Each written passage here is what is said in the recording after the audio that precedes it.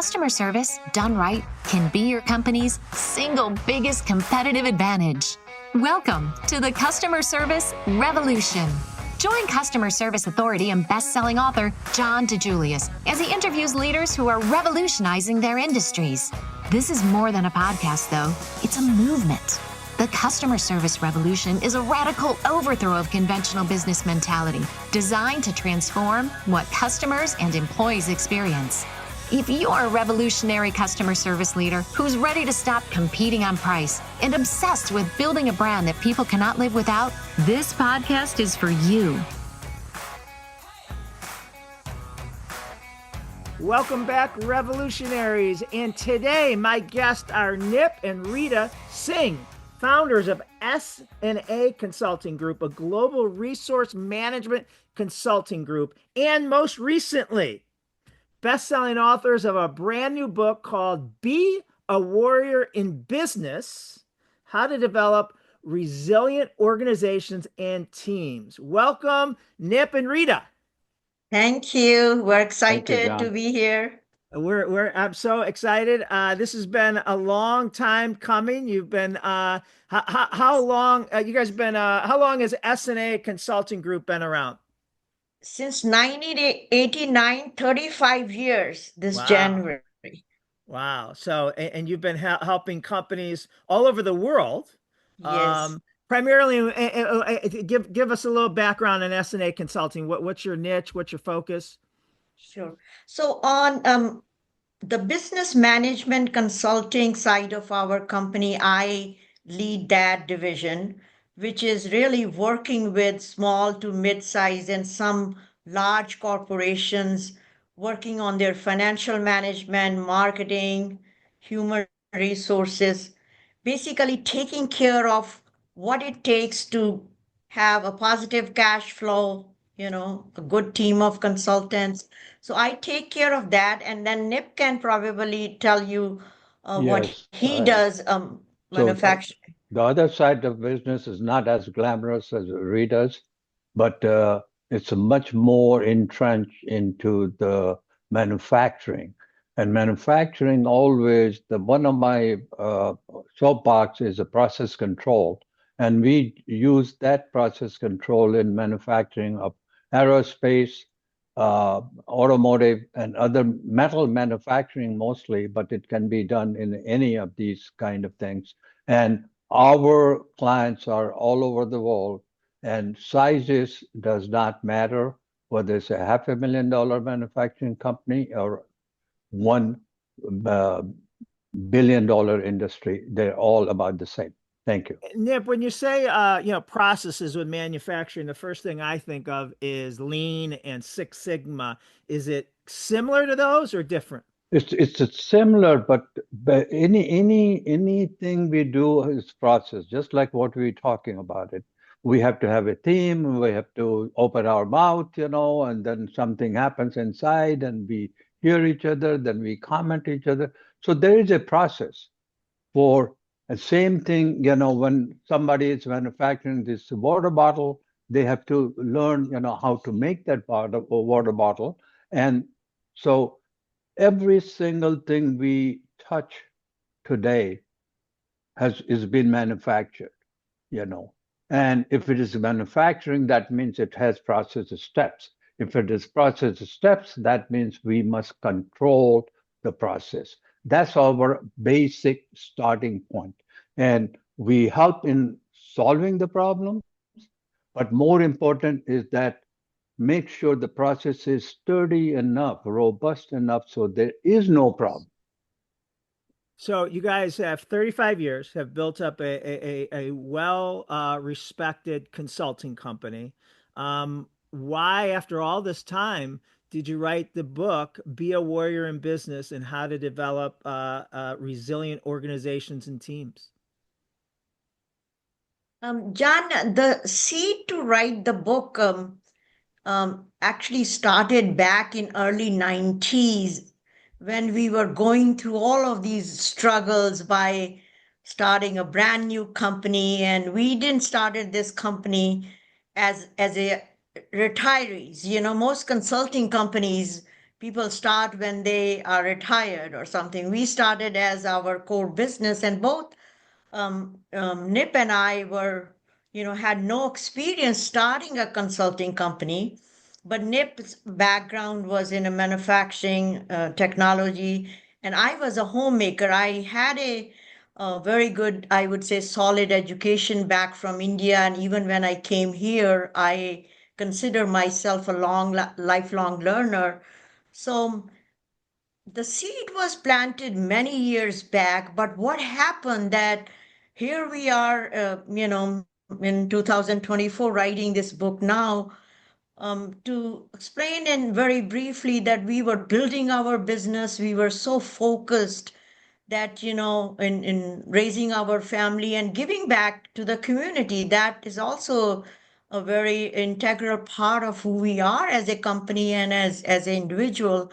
So this was put to back burner. And then last 2 years, when I went up to you, we decided that we're just going to focus and give plenty of time in making sure that we finish this project in our lifetime. So it just was, those years of what we learned, by serving our clients and the clients we serve here in US and outside, gave us a very good perspective how to go about solving, which Nip mentioned, the problems. And then we decided that we must sit down and take the time to step away from our business. Obviously we were running the business, but we were very focused, committed to, spend those very long nights and early mornings in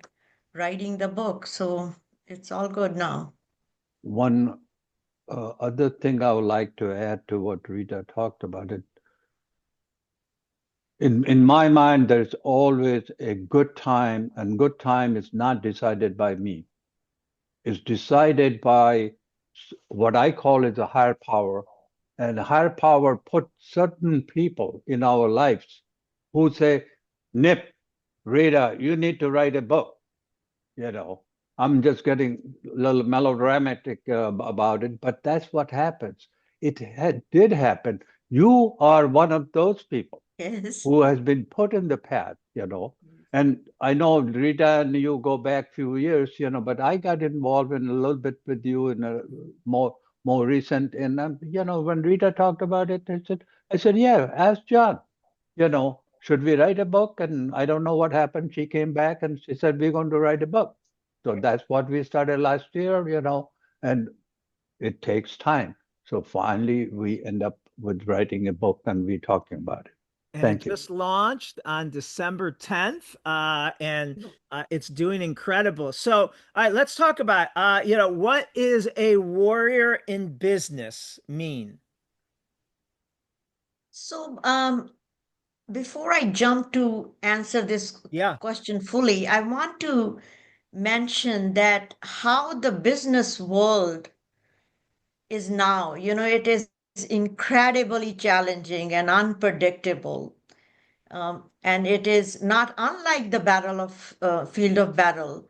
And the most businesses leaders may know their product or service, but they may not be trained in the art of steering their business through this tumultuous, landscape of uncertain times. So the book really empowers you with the drive, the strategy to become the leader that can overcome any obstacles, from preparing your business for battle and, giving you the mental agility that helps to, outmaneuver your opponents. It talks about all those 9 chapters, kind of walk you through that journey. How do you navigate through the battles of the modern business with resilience, with preparedness, and the tenacity of a warrior? Nip, what else you want to add? Well, I want to add, the book describes about the challenges, and book also says and I want to very emphatic about it. It talks about asking for help is not a weakness. Any manager, any director, any person, and for whether it's in a business or in your personal life, asking for help is not a weakness. Okay, so books, it talks about it in the books, how to ask for help, and it gives you the help, in a terms of solutions, some of the things we have personally gone through, and so that's what the crux of the business. No, listen, I wish this book I wish this book came out 32 years ago, right? When I started, like all of us who've been entrepreneurs, you're like, this is a great business plan. We're going to make $1 billion the first week, if not day. And Mm, it looks good on paper, right? right. And then you get the wind knocked out of you, and Yep. you have plans that go awry, and employees quit, and just situations come up, and you're in that fetal position. I've spent many days, I'm sure as you have, in my driveway, sick to my stomach, not sure if I'm going to have a company in the next 6 months, not sure if I'm going to have the house that I'm sitting in front of in the next 6 months, and just, and that's just the life of an entrepreneur. I want to read this quote that I think, when you talk about warrior, that it just came across by a podcaster. His name's Michael Chernow. I love his quote. Here's his quote: "Every single human being that has achieved greatness has spent way more time in hardship and failure than they have winning. We hear about the wins, we know about the wins, but we don't know is the amount of time that those people have had to get back up and dust themselves off. And that's where the magic happens." Right. Yeah. And Yeah. and I try, when people ask me, young kids 20, 30, ask me about going into business, I'm all for it, but I try to warn them that you have to have a stomach for this, because it's gonna take longer, be more expensive, and you're going to make more sacrifices than you ever thought Correct. possible. Correct. For this book, is there a certain industry, or a certain level of a person in those companies that should be reading it? Is it for new entrepreneurs? Is it for seasoned entrepreneurs? Is it for manufacturers? Who is your ideal reader for this book? So the number one that comes to my mind, and we have been very focused on that aspect of our readers, is the entrepreneurs, who run or advance startups, small to mid-sized businesses. But again, if we go step further, the large corporations, can learn from the fundamentals and the business principles we mentioned in this book, which do not change whether you are a small business or a large entity. And the second would be any organization and their people.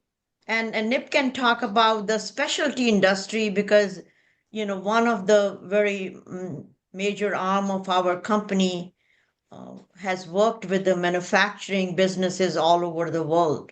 So Nip, if you want to mention that Yes. area. Thank you. Thanks, Rita. And I think, John, it's number one. Rita talked about entrepreneurs, small company. This you earlier, two minutes ago, you talk about those young guys, 25 and ish, or anybody else, with that kind of mindset, is going to be benefited. And when I look at it, medium size and large sizes, I don't see a $2 billion corporation, because it's not, I cannot grasp a $2 billion operation, but I can grasp a $20 million spot here in Willoughby, 20 million in Cleveland, Ohio, 20 million solar. So all those little units becomes that those make up the $2 billion company. right, Yeah, right. you're 100% right. Listen, that $2 billion company is being made up of 20 units Yes, that are kind of entrepreneurial on their own. exactly. So those are the kind of people. Yes, I personally invested a lot of my time, into a specialty manufacturing process, which makes the uh, um, jet engines for airplane, So, but the focus is on manufacturing, not what you make.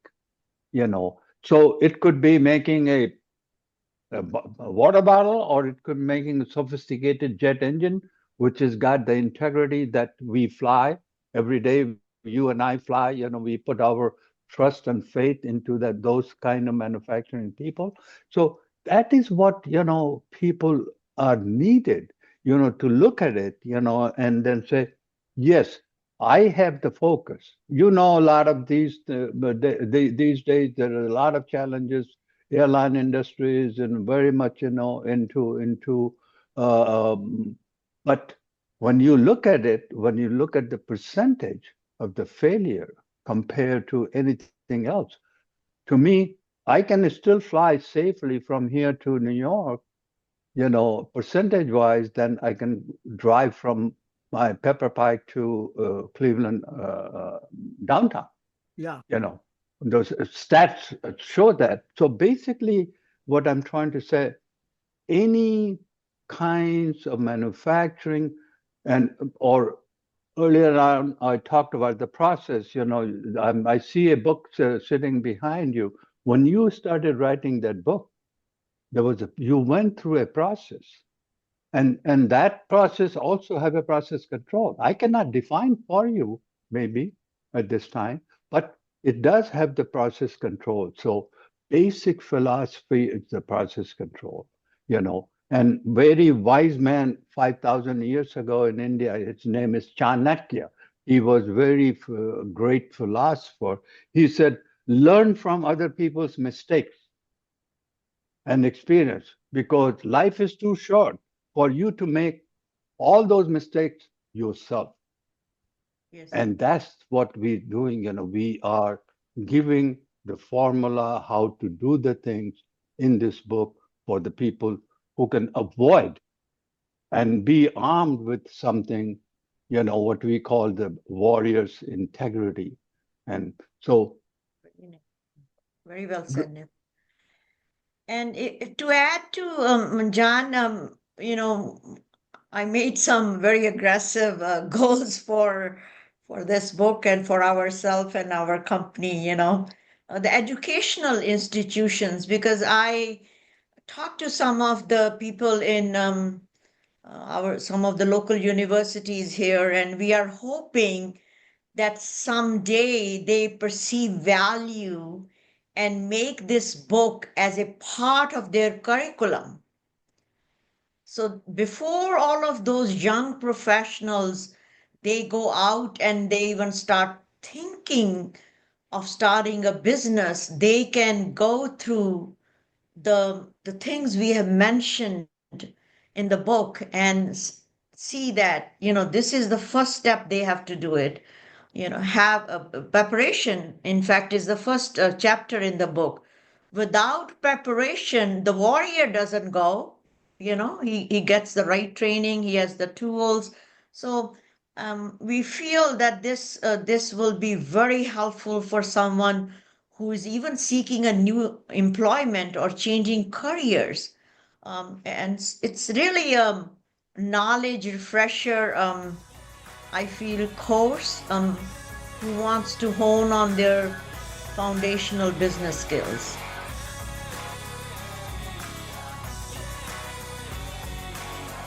Are you still guessing at ways to improve your customer satisfaction scores? Or how to hire and keep the best talent? Stop guessing and become knowledgeable.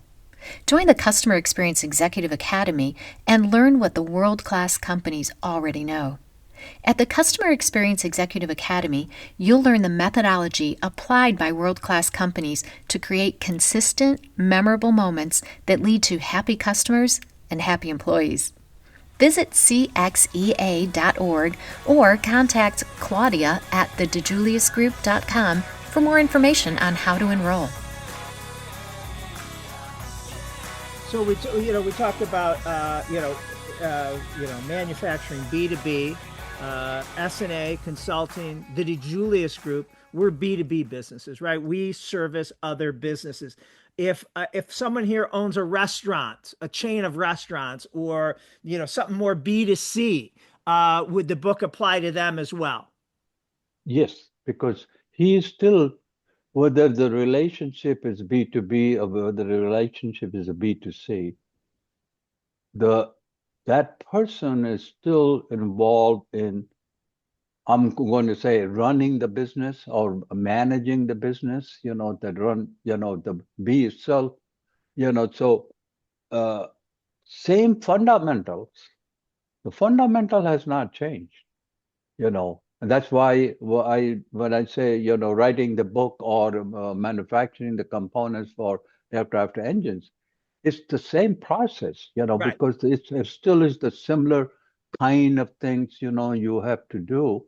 And the same thing will be whether it's a B2B or B2C business. Well, Nip, you've talked about, just in a very short time, you've probably said the word processes, at least a half a dozen times. And I'm, that's huge because, one of my favorite quotes is the enemy of a brand's reputation is inconsistency. Right. And, in customer service, I'll call that employee roulette. Right. Or location roulette or, department roulette, meaning if the level of Rita's experience today at a hair salon is dependent on which person she gets, right? That's not, we have nothing. We have nothing. Nothing. If we have to hold our breath and hope that she doesn't get so-and-so, but she instead gets so-and-so. And so that's where, I believe, and you're the expert on this, where process is so important because it removes inconsistency. Is that correct? That's absolutely correct. And that's what,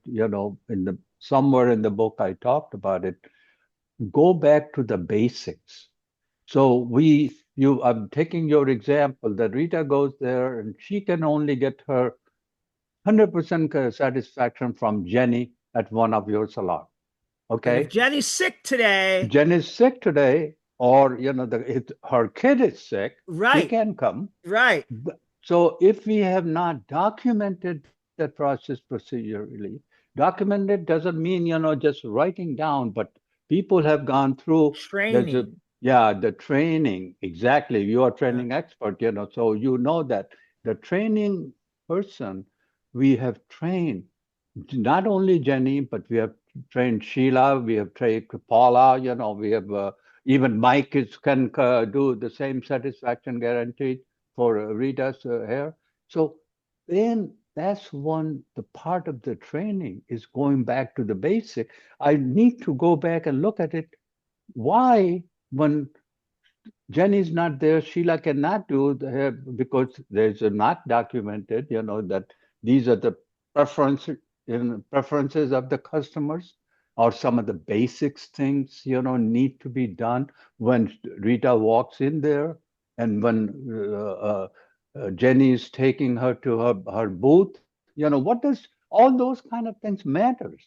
So does this book talk about creating standard operating procedures? Is that one of the elements? Yes, it's one of the things we definitely talk about. And a lot of people think, that these kind of things, operating procedures, are for big business or big complex business. No, you issue a PO.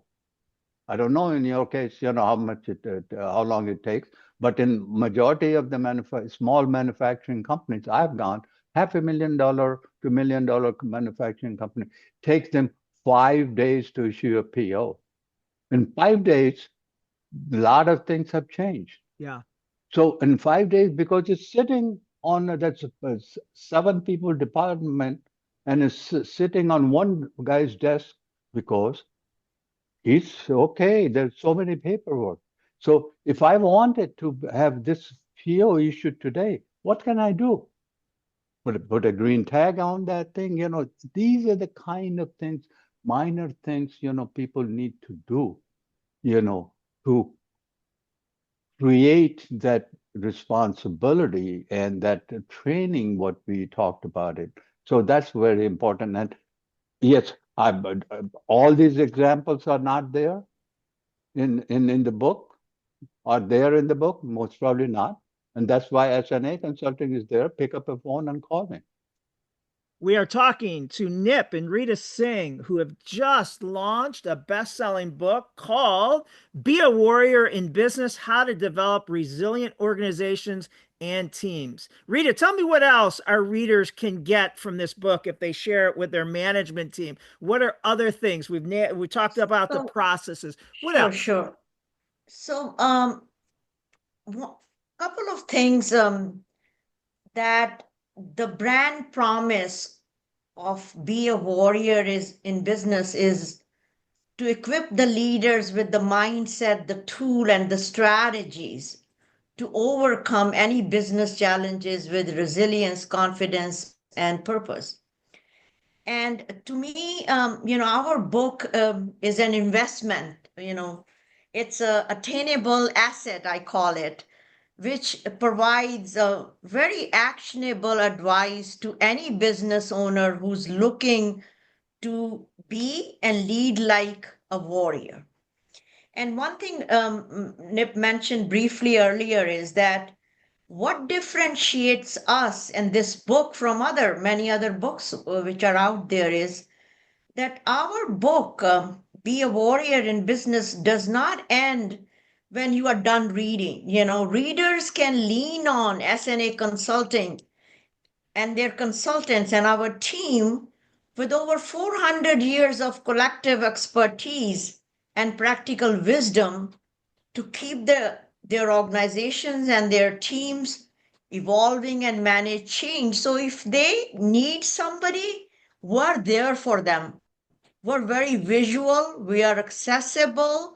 We're not somebody who wrote this very fancy book, but then in order to call them for further help, they're not around, which we feel that's our plus, that we're here. We are here, Nip and I are here, and our team of consultants, right here in our own community in USA and around the world. So if there's anybody, I feel, we call ourselves a very resourceful company because we don't have all the answers, but I think through our very large network and the resources we have built, that's why our clients kind of rely on us and they call us for any and everything, that they always say Nip and Rita are going to know this. If they don't know, they will direct us to the right resources.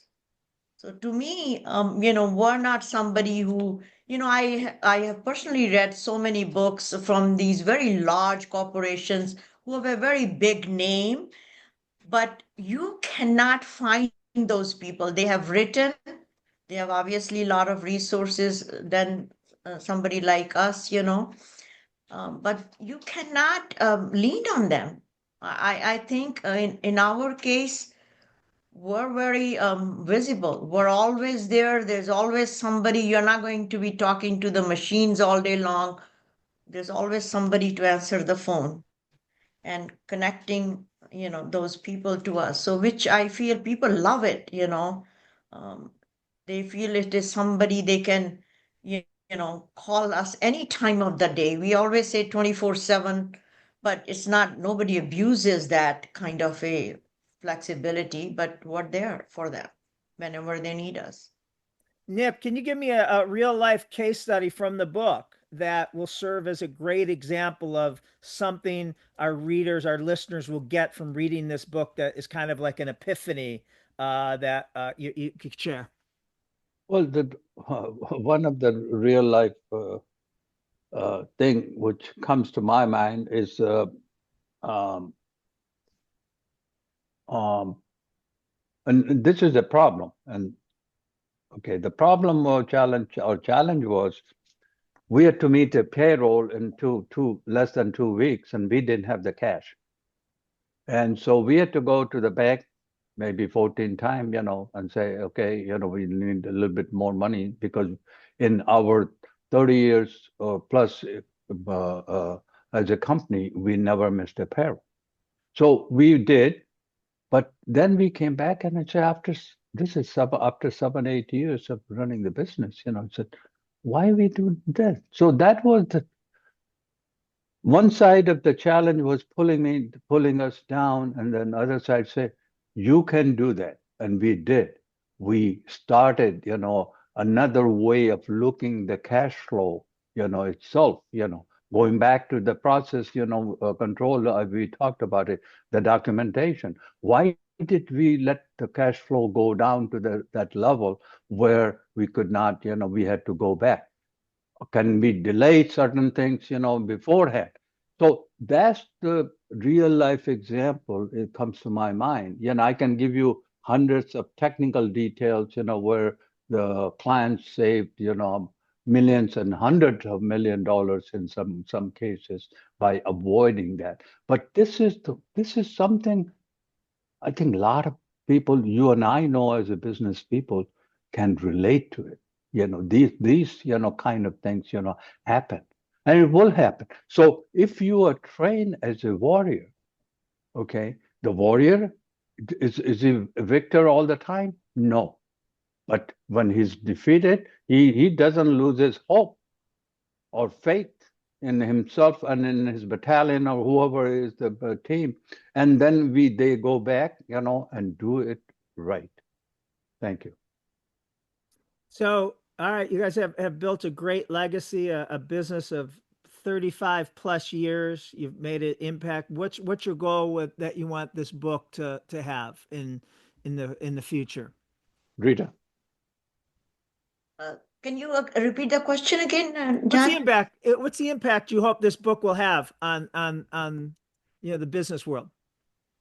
I think the impact to me is going to be very positive, very transformational, because the book gives you, first of all, the book walks you through this journey, when you have this idea of starting a business, forming a company. What do you do next?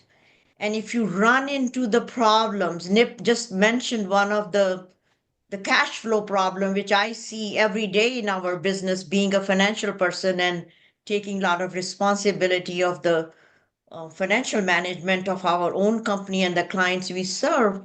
And there, one of the ways we were able to get out was, initially, I made sure that we put a very high degree of emphasis on the financial management side of your company, because if that is weak, no one will have the ability to pay your people, to do the marketing, to pay for the lights, so that to me is the heart of our business. And then I made sure that I do the same for the clients we serve.